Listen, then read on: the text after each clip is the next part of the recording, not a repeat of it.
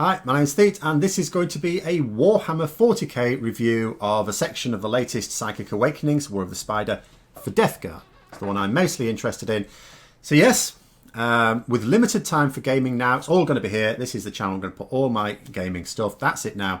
You can tell what it's going to be because there's a 40k avatar down there. If it was Warcraft, it would look like this, or maybe this, or this. But it's not, it's this. And this is how it's going to be now. And with a reasonable amount of information now about the upcoming 9th edition of 40k, this Psychic Awakening, I suppose, really needs to be viewed through that prism. Because we have a bit of a funny situation. I have a very funny situation at the moment. Because I'm a returning 40k player. I played Warhammer games a long time ago. A couple of years ago, I came back to Age of Sigmar. I came back to Warhammer, and it was Age of Sigmar. And now I was getting ready for 40k, and then we went into lockdown. So as I was getting my armies ready, it's like, can't play any games. So, and by the time we can play games, then it could well be that 9th edition is at least available for pre-order, and we're getting ready for that. So, as a returning 40k player, Nurgle, Chaos, Necrons, they were almost my favourite armies from them. So Death Guard, which is my favourite of all. Death Guard shinies are always going to pique my interest. And I have to say, I was actually very, very pleased. I'm not sure how much I can show of this because it's largely green. It's just going to look, I'll just put it there. Now, there were some interesting relics, which I'll sort of go through towards the end. And there's some nifty stratagems as well. Some very exciting stratagems, which I really like. But what I mostly liked, the real meat of this, are the plague companies. So new keywords for your army with associated warlord trait, relic, and 2 stratagems in each case. And of course there are 7, because Nurgle. And with such an arbitrary number, I would have expected, it's like, there'll be the odd one that's actually quite good, but there'll be some dead weight in there as well, And competitively, sure enough, I'm sure some are. It's very difficult to say at the moment because, 9th edition is going to throw everything into flux. But I think every single one of them, I read every single one of them and I could sort of imagine a Death Guard army that it sort of leads to. But more importantly, I think that no matter what the shape of your Death Guard army is, there would be a plague company that would be worth having. So before I go through a few specifics, let's have the rundown of these companies. Some, as I say, excite me a bit more than others. So the Harbingers, would be a good one for having Poxwalkers. I plan to have a decent amount of Poxwalkers. It allows you to replace them if your Warlord kills infantry in range, for example. So if you take the Warlord trait, if you have your Warlord there, Poxwalkers, if they kill infantry models in the fight phase, they get to return lost models. Well, now your Warlord could do it as well. He's much more likely to be able to do that. There's also a stratagem that you can use for 1 CP that means that when your opponent polishes off the last model in one of your units, doesn't have to be a Poxwalker unit, but in one of your units in the fight phase, you can spitefully inflict D3 mortal wounds upon them. But you can imagine this with Poxwalkers. You imagine, an enemy character polishes off the last of your Poxwalkers. And you go, right, you'll take D3 mortal wounds. Let's say it's got a couple left. And you kill their powerful character just for killing a Poxwalker. That would be hilarious. Then there's the Inexorable. They have decent stuff both for and against vehicles. And of course, vehicles are getting a new lease of life in 9th edition. There's Mortarian's Anvil, which has got some great extra survivability for your Warlord. Because there's a Warlord trait that means that you will ignore wounds against that Warlord on a 1 to 3. Unmodified 1 to 3 will just fail. Just like that.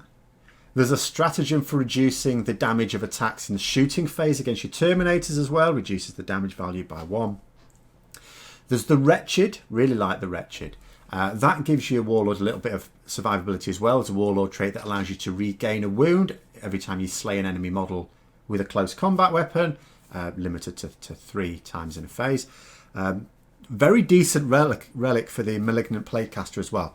So normally what happens with these guys is if you get a 7 or more on your Psychic roll, then you can inflict a mortal wound on the closest enemy unit within 7 inches. So you have to get up close and personal, but With this relic, if the psychic test scores 7 or more, the relic changes to D3 mortal wounds to the nearest unit within 7, or 1 mortal wound if you roll less than 7. So whatever you roll, it will still do at least a mortal wound. You could potentially do D3. Very, very decent. Very decent, because a malignant, plague caster, two psychic powers. There's also a nice stratagem, which again would work very well for a malignant plague caster. So it allows you to spend a CP before the battle to give one psyker the ability to reroll one die every time you take a psychic test for the rest of the battle, which again, malignant plague caster gets 2 psychic abilities per phase. Very nice.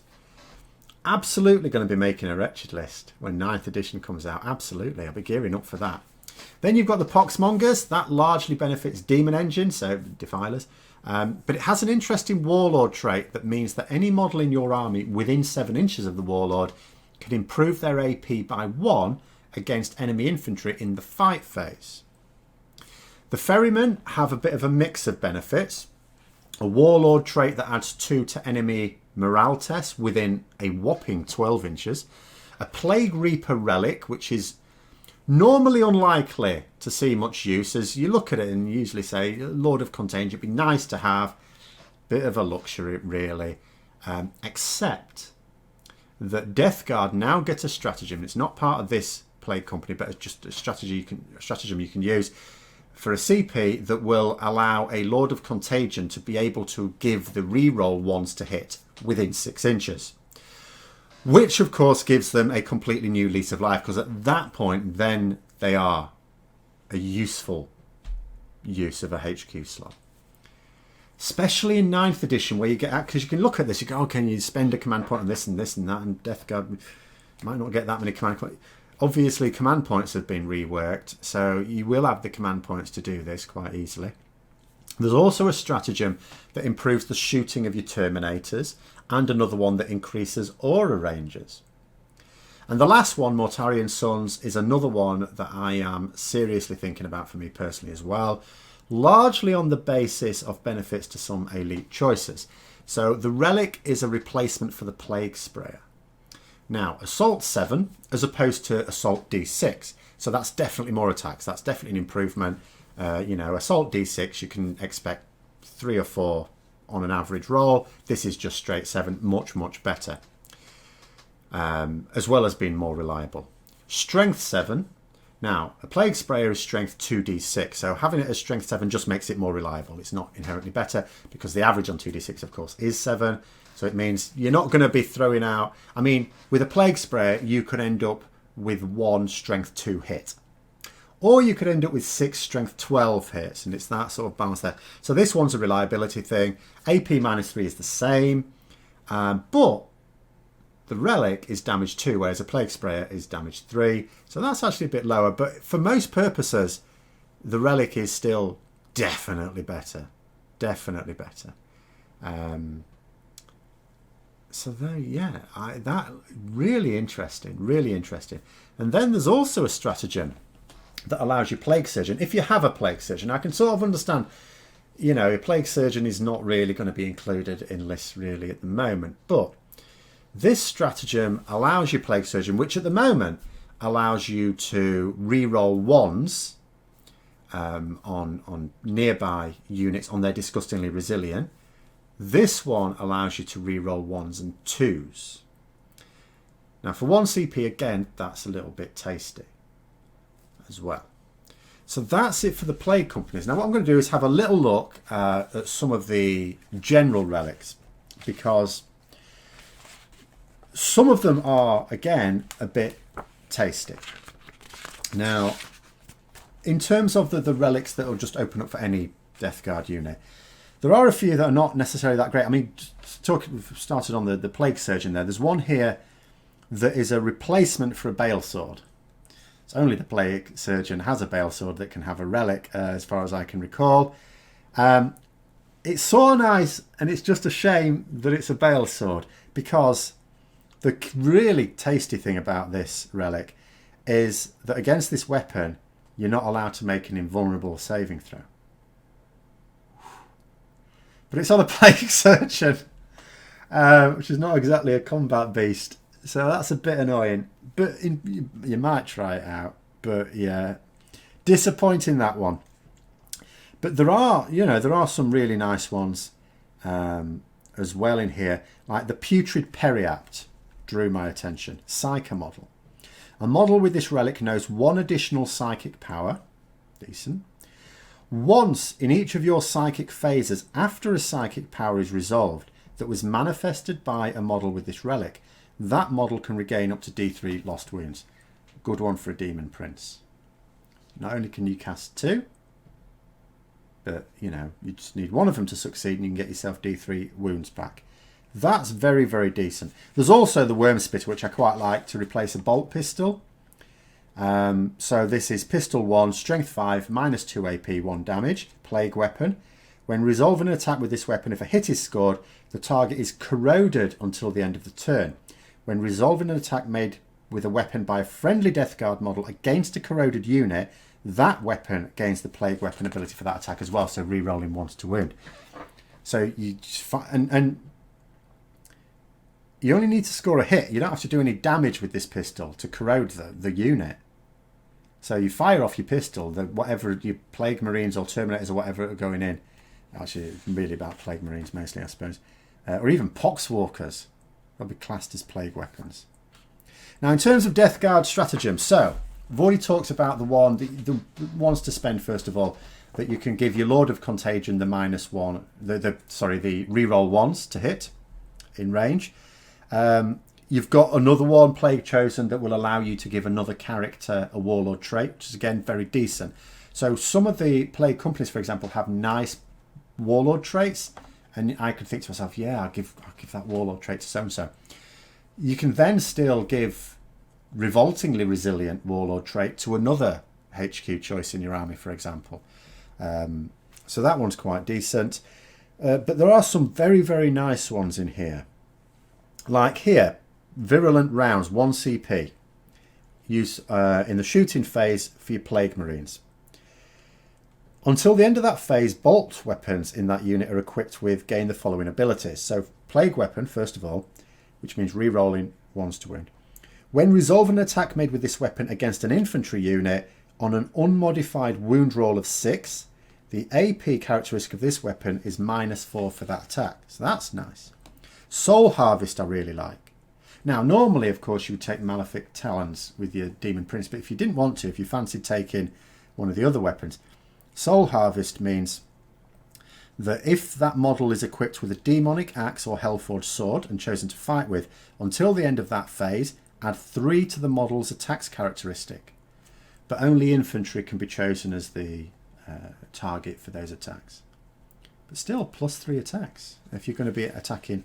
And again, that could, you know, that could work quite well with, you know, the Harbingers. So if you've got a Demon Prince Warlord and you've got a load of Poxwalkers, extra attacks there, because remember, every time they kill a model, you can return a slain Poxwalker. That could work quite well with that. It can work quite well with a few other things as well. There's some nice synergies with these things. You know, I don't want to go through all of them, but just picking some out. Really, I mean, so let's say with your Foul Blightspawn, you don't go for the company that gives you the relic that replaces your Plague Sprayer. You just have a normal Plague Sprayer. Okay, well, this one can at least boost that for 1 CP. And again, you won't have to do this every turn. There's bound to be one turn when you really want to get the best out of your Plague Sprayer. Remember, it's Assault D6, Strength 2D6. So what this stratagem does for 1 CP, it means when rolling to determine the number of attacks, you roll an additional D6 and discard one of them, so you discard the lowest. So a bit of extra reliability there. Also, with the Strength, again, you roll an extra D6 and remove whichever one you don't like, which of course would be the lowest. You know, so many really, really nice things here. There is a, talking about Revolting Resilient, you can get that for your Plague Marines. It costs a bit though. Use this, it is Putrid Fecundity. Use this stratagem in your opponent's shooting phase or the fight phase when a Plague Marines unit from your army is chosen as the target for an attack. So, basically, if the unit contains 10 or fewer models, it costs 2 CP, which is sort of, I mean, you could go for a big blob and then it'll cost 3. If it's more than 10, it costs 3. You're probably looking at 2 CP. Until the end of that phase, when making a disgustingly resilient roll, add 1 to the roll. So in other words, disgustingly resilient on 4+. It really is very, very good. And I am looking forward immensely to be able to get this. It's given me a bit more of a lease of life on getting, because I don't like painting. But I'm absolutely going to be getting busy with the painting of all this now. So that's my thoughts on the Death Guard. You can, it could be some time, because we don't know how lockdown's going to go, whether it's going to come back or anything like that, what games I'm going to be able to get at some point. But I think, wanting to make sure that I will have some sort of Death Guard army, as well as a Necron army, ready for when that does come out. And maybe that'll be 9th edition as well, which will be extra spicy. Those are my thoughts. Let me know your thoughts in the comments below. I hope you found the video interesting. If you did, don't forget to click the like button and subscribe to the channel for more. And until next time, I'll see you later.